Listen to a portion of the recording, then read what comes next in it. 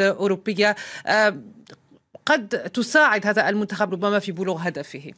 أكيد أكثر من مرة وتعودنا وتحدثنا وتابعنا هذا المنتخب المغربي، إن كان على المستوى التنظيمي أي ما توفره الجامعة الملكية المغربية لهذا المنتخب، توفر كل الأمور حتى يكون يعني في الراحة تامة والتركيز على اللقاءات وتقديم نتائج متميزة. على مستوى التشكيلة وقيمة لاعبين بالنسبة للمنتخب المغربي، إذا عدنا وقارنا بقية المنتخبات أعتقد أن الأفضل يبقى هو المنتخب المغربي إن كان على مستوى التشكيلة وكما ذكر وديع منذ عربيا حتى أوروبيا يمكن مقارنته بعدة منتخبات أوروبية على مستوى القيمة. ما ينقص هذا المنتخب المغربي وشاهدناه أكثر من مرة إن كان في المنافسات القارية مع الإفريقية أو كان في المنافسات العالمية في المونديال، هو كيفية تأطير هذا الكم الهائل من اللاعبين. هو هذا الأمر الذي يثير الكثير من الجدل والمشكل إذا عدنا للمنتخب المغربي الذي كان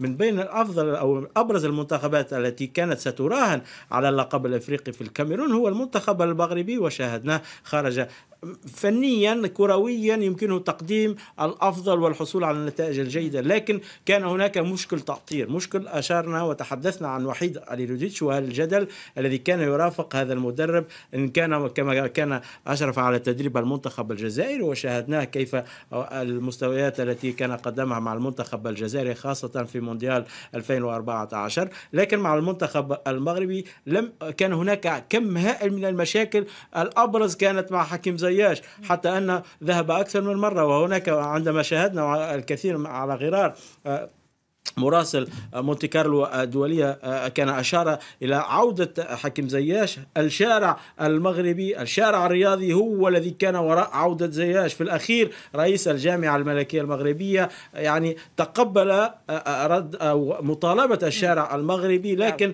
اللاعب كان عندما تحدث أكثر من مرة قال بما أن وحيد عليلوديتش يتواجد على رأس الإدارة الفنية للمنتخب المغربي فإن عودته لن تكون المشاركة للمنتخب المغربي.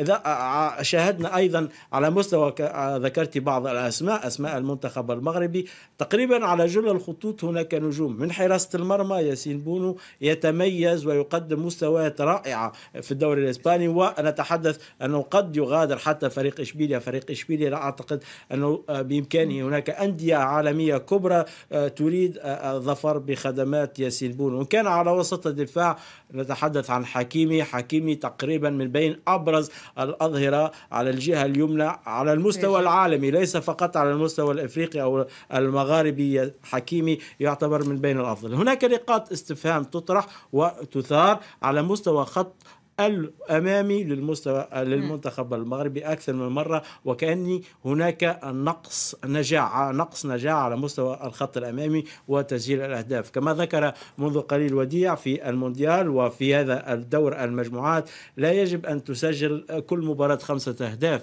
بإمكانك أن تسجل هدف وتحصل على 3 نقاط تدفعك للتأهل للدور المقبل، وفيما بعد حتى وإن كانت نتيجة سلبية 0-0 بإمكانك التأهل بعد اللجوء إلى ضربات الجزاء الترجيحية. هذا هو حقيقة المونديال وحقيقة كأس إن كانت أوروبا وأمم إفريقيا. وشاهدنا أن المنتخب الإيطالي كما أشار آدم منذ قليل بين اللاعب الإيطالي واللاعب الألماني مثلا، هو المتوج بأمم أوروبا وقارنه بالمنتخب التونسي، إن كان هو يعني إيطاليا إفريقيا أو يعني هو على الصعيد التكوين. لكن هناك مشاكل أعتقد لا يمكننا مقارنة الوضع الداخلي للمنتخب المغربي على المستوى التنظيمي على المستوى الهيكلية بالوضع الذي يعيشه المنتخب التونسي. وكما أشار يعني يبدو هو الأضعف من بين هو الأضعف. هذا على الورق على كل حال. سنرى ما سيحدث على الميدان. لا أعتقد، لكن على مستوى التنظيمي يمكن اعتباره الأضعف، لكن على المستوى النتائج لا أعتقد، لأن في الأخير دائما ما كان المنتخب الإيطالي وهو من أبرز المنتخبات المتوجة باللقب العالمي لا يتواجد في هذا المونديال، لا يقدم كرة جميلة لكن يحصل على النتائج. لاعب مغلق لكنه ربما يؤدي إلى نتائج. هي طريقة، هي اختيار يعني. وأعتقد أن آدم يشاطرني منذ تغيير هذه الخطة وتقديم كرة المنتخب المغربي، ويعني فقد الكثير عندما أراد تقديم كرة جميلة في عدة مباريات. ومن بين النقاط السلبية عدم التواجد في هذا المونديال، يعني منتخب مونديال من دون إيطاليا. أعتقد هناك نكهة غائبة عن العرس الكروي العالمي. لهذا الأمر فإن المنتخب التونسي بإمكانه الخروج من دور المجموعات، لكن أمر صعب وصعب للغاية. البداية ستكون بهذه المواجهة أمام الدنمارك.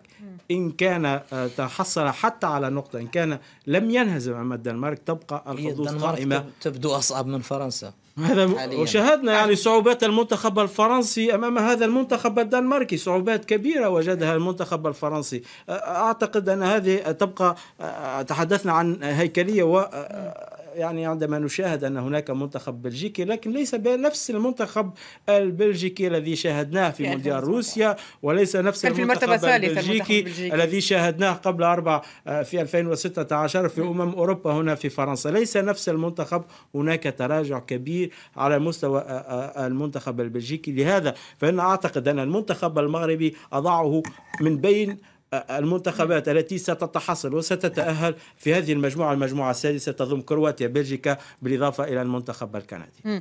آدم، كلمة ربما عن المنتخب المغربي سريعا. وليد الركراكي هل يمكن أن ينجح فيما فشل فيه؟ وديع أشار إلى نقطة، وديع قالها بأن المغرب يبدو أوروبيا.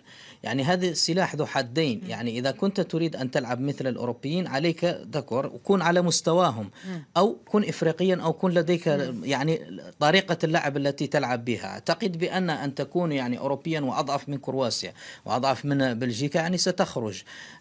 نفس الحالة تنطبق على السنغال. يعني جميع اللاعبين السنغاليين يلعبون خارج السنغال، لا يعني تمارسوا المهنة خارج السنغال.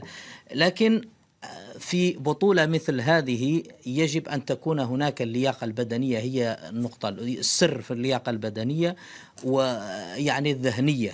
والأوروبيون لا ينتصرون على العالم فقط لأن لديهم كرة جميلة، لا، الكرة الجميلة في أمريكا اللاتينية بالذهنية وبالتكيف مع المباريات والتكتيك، وهذه هي المدرسة الأوروبية.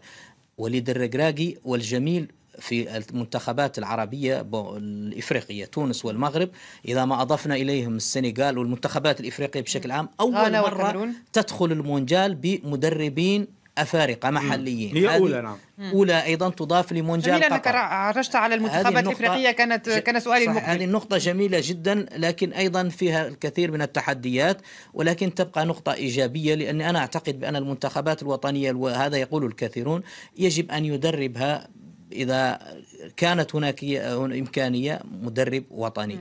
وهذا ما يحصل مع المنتخبات الإفريقية. وهناك مجموعة من المدربين. ركراكي قدم أداء رائع مع الوداد البيضاوي، ونفس الحال بالنسبة لمدرب يعني التونسي، وإن كانت يعني جلال القادري رافق يعني المنذر بما حصل، لكن لديه تجربة ويبقى قادر، واحتكاك بهؤلاء اللاعبين ليس كان موجود في دكة البدلاء، لم يأتي يعني، كان المدرب مساعد بالضبط، يعرف اللاعبين. وسونغ في الكاميرون أسطورة الدفاع الكاميروني، نقطة إيجابية. هذا لاعب، لكن مدرب لا، أتحدث عن مدرب الكاميروني. سونغ أيضا كان يعني نعرفه أكثر كلاعب، أقصد نعرفه أكثر كلاعب، لكن كمدرب أقل يعني. إيه، كمدرب ما عنده خبرة، ولكن كلاعب كان يعني لاعب كبير. أتحدث هنا عن كون المدرب، هؤلاء كلهم أفارقة، عن الإيجابية في هذه النقطة. لكن الحين الاختبار والتحدي كبير، وسنرى. أصلا هو كبير. ملاحظة ربما قد تصب في إطار دعابة ليس أكثر. سامويل إيتو توقع نهائيا بين المغرب والكاميرون. لما لا؟ لأن هذه النقطة يا دنيا نحن نستهزئ، لكن مهمة. يجب أن تكون، أنا أعتقد أن ما يحصل للأفارقة بأنهم يدخلون المونديال غير مؤمنين. صحيح أنت يمكن تكون يعني مستواك ليس بمستوى لكن تكون مؤمن بأنك قد تخلق المفاجأة، وعندما تدخل بعقلية انهزامية يعني ستهزم أمام أي فريق. وما يفعله إيتو يعني سخر منه الجميع، لكن هذا محفز لفريق مثل السنغال اليوم. لماذا لا يقول أنا قادر أن أهزم هولندا وأن أصل إلى النهائي؟ يعني لديه جيل ذهبي، لكن يدخل الأفارقة دائما بعقلية انهزامية. يتحدث أيضا بحكم منصبه كرئيس الاتحاد الكاميروني وأمور كثيرة، لكن يجب على الأقل أن يأخذ الأفارقة هذا التصريح بطريقة جدية شيئا ما، طريقة إيجابية كحافز، يعني محفز، يعني لأنه حاجة مهمة جدا في عالم كرة